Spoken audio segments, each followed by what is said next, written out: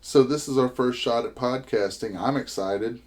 Me too. I'm Yeah. extremely excited. So I don't know what all we're going to talk about, but we're going to cover a wide range of subjects. What kind of stuff do you think we should talk about on here? Um, well, personally, I think we should start out with, the history of our profession. I think a lot of people don't know how old security and as a profession is. Yeah, it's been around a long time. Since the Middle Ages. So what kind of experience do you have? Let's tell our audience. Well, when I was 18, I started as a security officer guarding a construction site.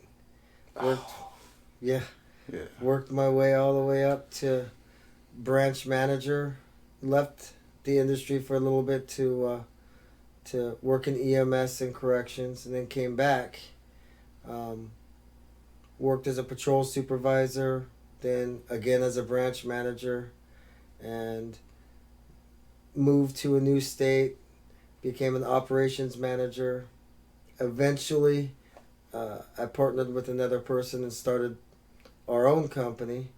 Did that for about 14 years. Had lots of patrol officers, did a lot of cool stuff, and then decided that it was time to move to another area of the country and see how life is in the South. Whole new area. Right. Welcome to the South. Right. So here I am, operations manager for NSEW, and enjoying every day of it. Heck yeah. Yeah.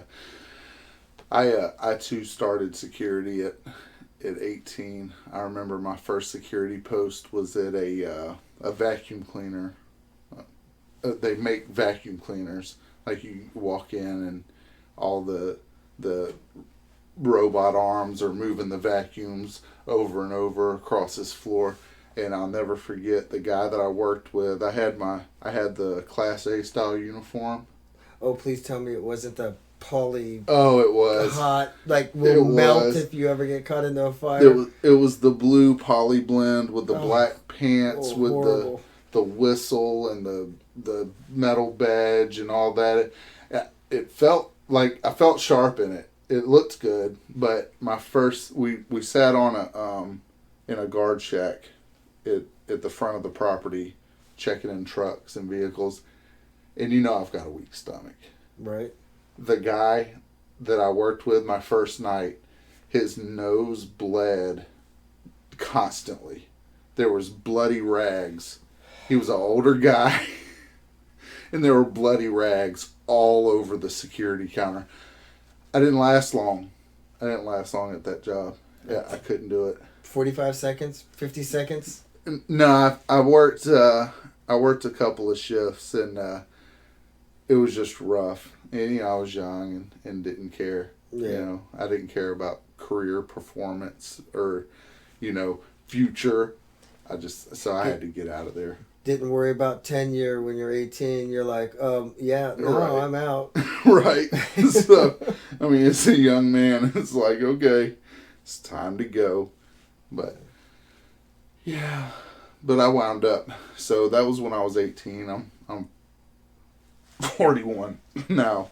And I've been doing security ever since. I've done security, and I do the bail bonding also, and I've kind of been doing those side by side my entire adult life. It's kind of all I know. So I worked for a bunch of companies. I've done a lot of nightclub security, a lot of, sitting in front of somebody's house, doing, bars and restaurants. And so here, locally, that the security market's not huge. So we never had patrol and all that other stuff. I think the closest I came to doing patrol was when I worked out at a port, and I sat on a dock, making sure none of the foreign ships nobody got off the ship in the middle of the night. And we had a patrol car that we'd ride around the port on, and only certain people got to do that because that was an armed position. and I got to do the patrol like twice the whole time I worked there. But it was it was boring because we weren't allowed to have books, computer. Back then there weren't smartphones and all that stuff, but we weren't allowed to have anything. Yeah. I've been in some boring posts. I was 18, had a big, huge junkyard, where they tear down and scrap just about anything you bring to them. And this place was huge. And once an hour, we were required to walk the fence line, and you'll love this. Remember the old time clocks? We had them stick there. the key in, yeah. And you turn it, and it puts an imprint on the paper yes, with the time. We had them at that spot So I was just talking about. they had the keys on the fence line all the way around this place. Well, we're talking Tucson, Arizona, middle of summer. It's 105, 106 degrees at midnight. So you're walking in a junkyard in an industrial area, trying not to snag yourself on steel and all kinds of metals. And also trying not to get bit by the rattlesnakes. The rattlesnakes keep the bad guys away. Yeah, they kept the security guards away too. So, but we did that once an hour, and they didn't have a guard shack for us.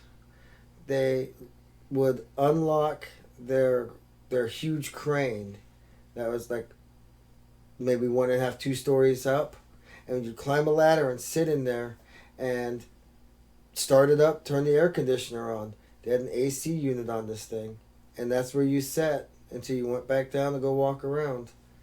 I did that for about 6 months, and so I think a lot of this podcast / YouTube video stuff, we just need to talk about our experiences and how the security industry is doing today, and what we think the security industry should be doing and what it should be like, huh?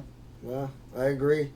I mean, when I started out, my second job ever was with Pinkerton, and a lot of people don't remember Pinkerton. Younger guys don't. We do. Oh yeah, I remember Pinkerton. But Pinkerton had one thing that they did is they really tried to instill pride in each of their people. So they had their little courses you could take as a security guard to learn about the different jobs that you could do in the industry. Well, one of them was the history of security, and I mean, for me, that actually is what made a big difference in how I perform and what I do, because I realized it's a noble profession. It's not, we're not taking people's money and doing no service. We're providing a service that's been being provided by professionals since the Middle Ages. I've never understood why people are ashamed to tell people they're security, or you see a lot on social media, instead of wearing security, they wear other designators. Oh, you mean patrol? Yeah, I wasn't going to bring that up. I mean, you do have both of the placards right over there. I mean... What, you mean this? Oh, best placard. Yeah, those placards. Well, so... No, I get it. I mean, nobody should be... there's a couple of issues people have.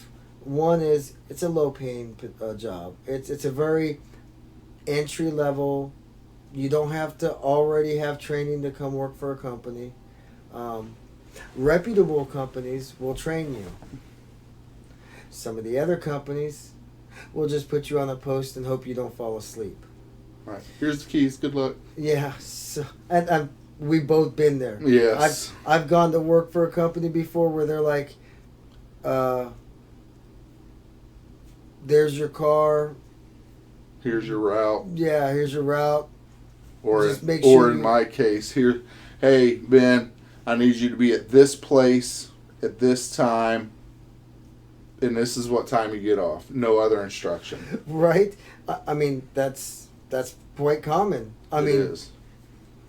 So people start getting that feeling like, well, I'm doing nothing. This is, what value do I provide society as a whole?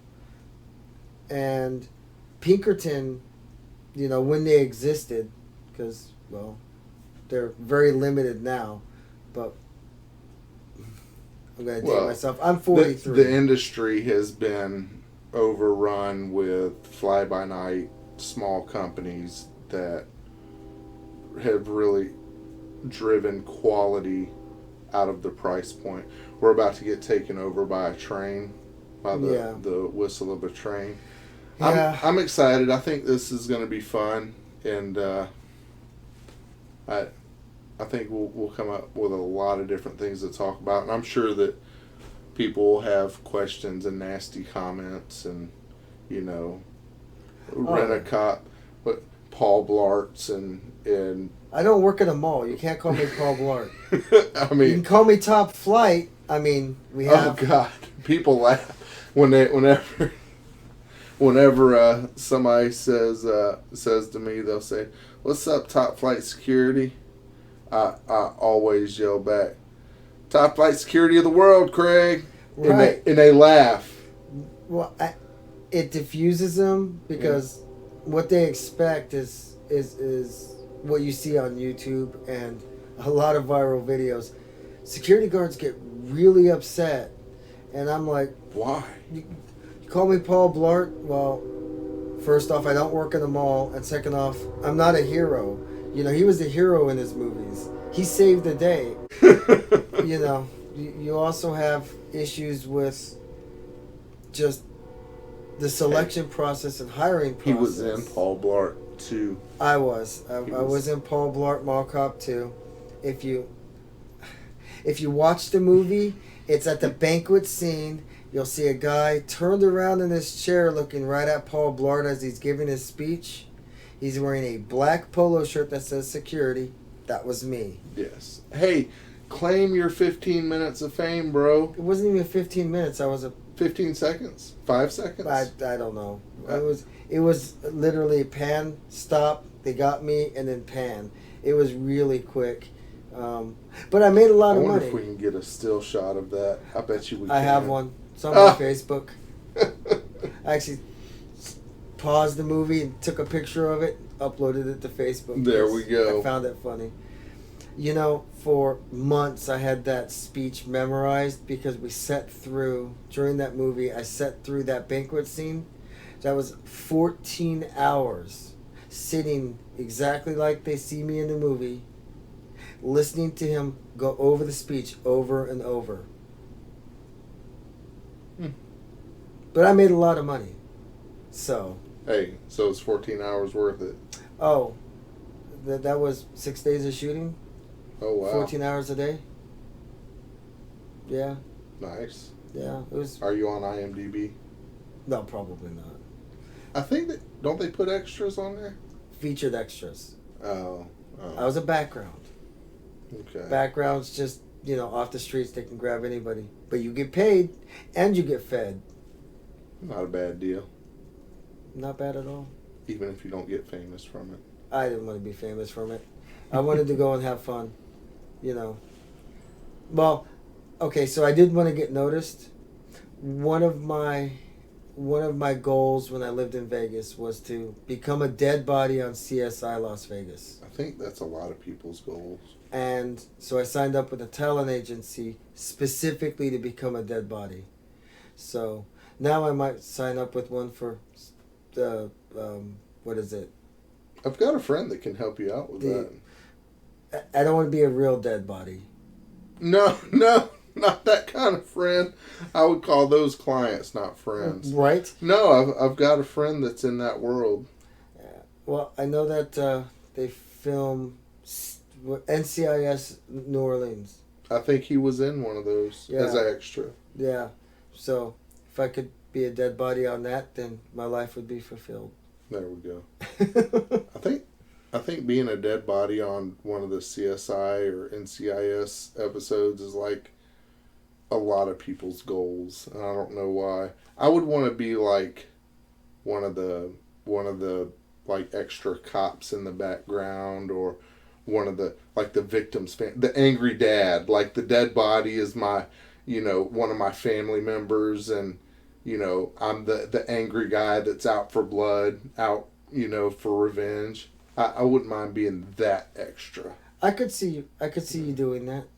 Yeah. And then you get the speaking role, and then you get, I don't care about the speaking role. And then you get a SAG membership before I do. You know.